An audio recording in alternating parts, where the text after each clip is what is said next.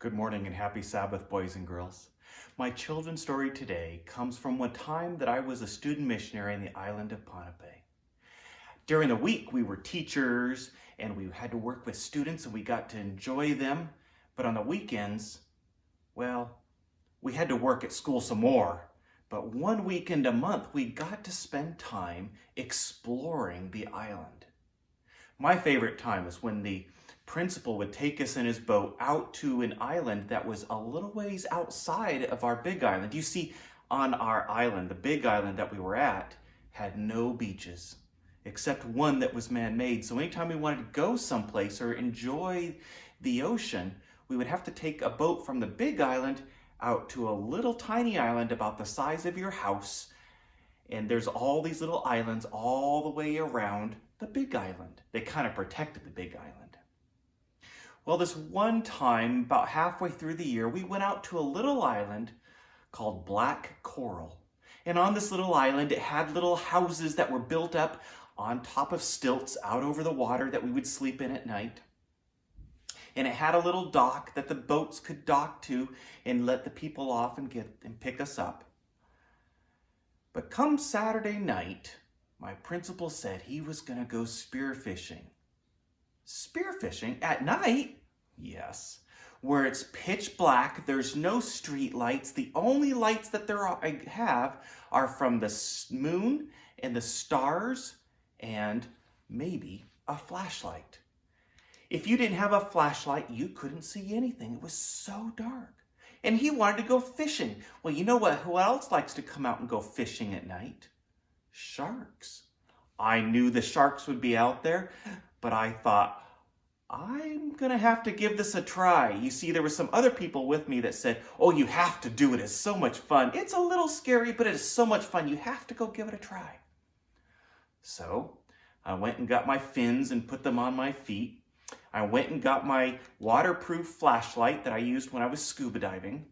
And the principal had a nice long spear that we could use at night to get the fish.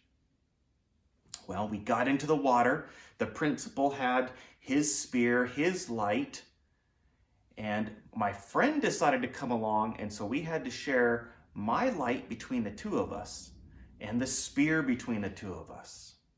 We got into the water and we turned on our lights and we were looking around in the water at night. Oh, we saw a puffer fish. It was down inside the reef trying to hide. And we kind of poked it a little bit and it got puffed up and it was kind of neat to see how that worked. And then we swam a bit more right up along the reef and then we started fishing. We watched my principal because I'd never done this at night. He takes his flashlight and he looks around at night and he sees a fish that's not too far away and he takes his spear and he would shoot the spear out and get the fish and then he would take that fish and put it on this fishing line with a float at the end of it, and he'd push the fish as far as away, and then he'd hold on to that line with the fish swimming at the other end. You know what likes the sound of wounded fish? Sharks. You got it right. The vibration of the little fish sitting down there at the end of that fishing line attracted sharks. I didn't know it at first, but as I was looking around, I all of a sudden saw two beady eyes sitting off in the distance. And as I put my flashlight on them, I could see them really come bright, and then they'd turn around and go away. Oh, whew, they go away. Pretty soon, I see another set of beady eyes with my light on them. I see another couple over there, and I turn my flashlight on them, and they went away. I started to figure this out. When I turned my flashlight onto the scary sharks at night, it would make the sharks turn around and run away or swim away. That was really scary. The whole time we were fishing, and he needed to get his dinner. That's what my principal had done. He'd gone fishing to get his dinner, and he had to stay out there until he got his dinner. So we fished, and we'd share off the sharks, and we'd fish some more and try to scare off the sharks, sharing the flashlight between my friend and I while my principal was fishing. I was pretty scared when we finally were able to get out of the water. It was so nice to get up on shore where I knew the sharks couldn't nibble or bite my fins or my fingers or the fish that were dangling by our feet on the fishing line. We got to relax.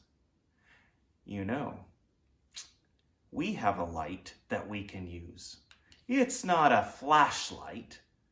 It's the Bible. In the Bible, God gives us so much information, and when we read it and listen to the stories from the Bible, it's like a light shining, showing us where it's safe to go. It's also keeping the devil and his evil angels away from the path that we're going on. And just like I had a principal in the water with me showing how to swim with the sharks, showing how to scare off the sharks with the word, with the light, with God's word, we have a principal now. Yes, you have a school principal too, but we also have people that help us show us how to follow God, how to use his word, and how to scare off the devil. Can you think of some? Maybe your Sabbath school teacher, your parents maybe, the pastor. Yeah, all those people are like my principal, but they're all telling us to use God's word, his book, to help us see where to go and how to scare off the evil angels. I hope you remember that when you're scared, God is always with you. When you want to know what to do that is right versus wrong, remember that God is always with you. And listen, use his word, use the stories in the Bible to guide you. Thank you very much. Have a wonderful Sabbath.